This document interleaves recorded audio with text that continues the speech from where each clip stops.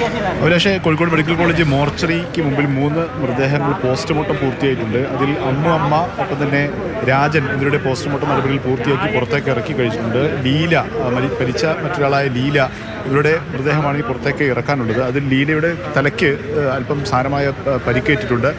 ഈ പരിക്കലാണ് ഇപ്പോൾ ചെറിയൊരു സംശയമുള്ളത്. അതായത് അപ്പോൾ ദുരന്തമുണ്ടായപ്പോൾ തിക്കിലും തിരക്കിൽ പെട്ട് അല്ലെങ്കിൽ അവിടെയുള്ള ഊട്ടുപുര തകർന്നുണ്ടായ അപകടത്തിലാണ് പരിക്കേറ്റവരും മരിച്ചവരുമെന്നായിരുന്നു പ്രാഥമികമായി വന്നിരുന്നത്. പക്ഷേ ലീലയ്ക്ക് തലയ്ക്ക് സാരമായി പരിക്കേറ്റിട്ടുണ്ട്. ഏതെങ്കിലും തരത്തിൽ ആനയുടെ ഓടുന്നതിനിടയിൽ ആനയുടെ ചവിട്ടേറ്റോ എന്നുള്ള കാര്യത്തിൽ ഒരു സംശയമുണ്ട്. പക്ഷേ ഇക്കാര്യത്തിൽ ഇനി പോസ്റ്റ്മോർട്ടം വിശദമായ റിപ്പോർട്ട് ലഭിച്ചതിന് ശേഷമേ നമുക്ക് വ്യക്തമാവുകയുള്ളൂ. ഏതായാലും ഇൻക്വസ്റ്റ് നടപടിയിൽ ശരീരത്തിൽ ആസകലം വലിയ തോതിലുള്ള പരിക്കുകൾ ഉണ്ടായിട്ടുണ്ട് എന്ന് വ്യക്തമായിട്ടുണ്ട്. ഇത് പ്രാഥമികമായും അത് ആ രീതിയിൽ കെട്ടിടങ്ങൾ തകർന്നു വീണുള്ള പരിക്കാണെന്നാണ് നമുക്ക് മനസ്സിലാക്കാൻ സാധിക്കുന്നത്. ഒപ്പം തന്നെയാണ് മെഡിക്കൽ കോളേജ് ആശുപത്രിയിൽ 12 പേരാണ് ചികിത്സയിലുള്ളത്. ഇന്നലെ 29ഓളം പേർ വിവിധ ആശുപത്രിയിൽ ചികിത്സയിലുണ്ടായിരുന്നു. പക്ഷേ പലരും ആശുപത്രി വിട്ടു, പ്രാഥമിക ചികിത്സ തേടി ആശുപത്രി വിട്ടു. പക്ഷേ മെഡിക്കൽ കോളേജ് ആശുപത്രിയിൽ 12 പേരുണ്ട്. അതിൽ 2 പേരുടെ നില അല്പം സാരമുള്ളത് തന്നെയാണ്. അതായത് തുടയിലും കാലിൻ്റെ ഭാഗത്തുള്ള എല്ലുകളുമൊക്കെ പൊട്ടിയതാണ്. അതിൻ്റെ അടിയന്തരമായ സർജറി ഉൾപ്പെടെയുള്ള നടപടിയിലേക്ക് നീങ്ങിയിട്ടുണ്ട്. മറ്റുള്ളവരുടേതും അത്ര സാരമുള്ള പരിക്കുകളല്ല എന്നുള്ളതാണ്. മറ്റു 2 പേർ സ്വകാര്യ ആശുപത്രിയിലുമുണ്ട്.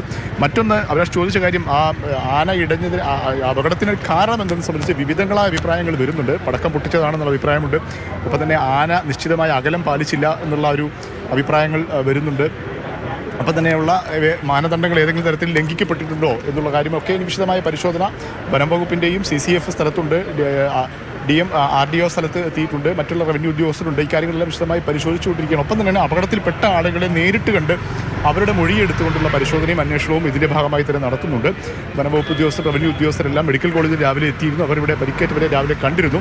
ഇക്കാര്യത്തിലെല്ലാം ഇനി വിശദമായ പരിശോധന ആവശ്യമുണ്ട് എന്നുള്ളതാണ്.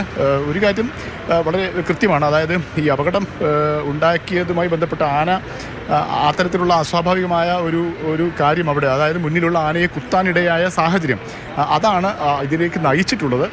അതിന് ഏതെങ്കിലും തരത്തിലുള്ള വീഴ്ചകൾ ഉണ്ടായിട്ടുണ്ടോ സംഘാടനവുമായി ബന്ധപ്പെട്ടോ, അല്ലെങ്കിൽ അവയ്ക്ക് കൃത്യമായ രീതിയിലുള്ള അകലം പാലിക്കുന്നതിലോ, ശബ്ദം അമിതമായ ഈ പടക്കം പൊട്ടിച്ചതുമായി ബന്ധപ്പെട്ട പല കാര്യങ്ങളും ആളുകൾ പറയുന്നു. വലിയ ശബ്ദം ആനകൾക്കൊക്കെ അങ്ങനെ പെട്ടെന്ന് ഉള്ള സാഹചര്യം വഷളാവുന്നതിന് വലിയ ശബ്ദങ്ങൾ കാരണമാവുന്നുണ്ട്. ആനകൾക്ക് അങ്ങനെ വലിയ ശബ്ദങ്ങൾ ഉൾക്കൊള്ളാൻ കഴിയുന്ന രീതിയിലല്ല. പൂരത്തിനും ഉത്സവത്തിനും ഒക്കെ ആളുകളെ ഇറക്കുന്നുണ്ടെങ്കിൽ കൂടി അങ്ങനെ അസ്വാഭാവികമായി പതിവില്ലാത്ത രീതിയിലുള്ള വലിയ പടക്കങ്ങൾ ഉപയോഗിച്ചിട്ടുണ്ടെന്നുള്ള കാര്യമൊക്കെ പരിശോധിക്കേണ്ടതുണ്ട്. ഇക്കാര്യത്തിൽ വിശദമായ അന്വേഷണം സംവിധാനങ്ങൾ, ഏജൻസികൾ നടത്തുന്നുണ്ട് എന്നുള്ളത് തന്നെയാണ്. അക്കാര്യത്തിലുള്ള പരിശോധന ലഭിക്കേണ്ടതുണ്ട്. പക്ഷേ പ്രാഥമികമായും ഇപ്പോൾ പരിച്ചവരെ ഇപ്പോൾ ഷഹീദിലേക്ക് മടങ്ങി വരാം.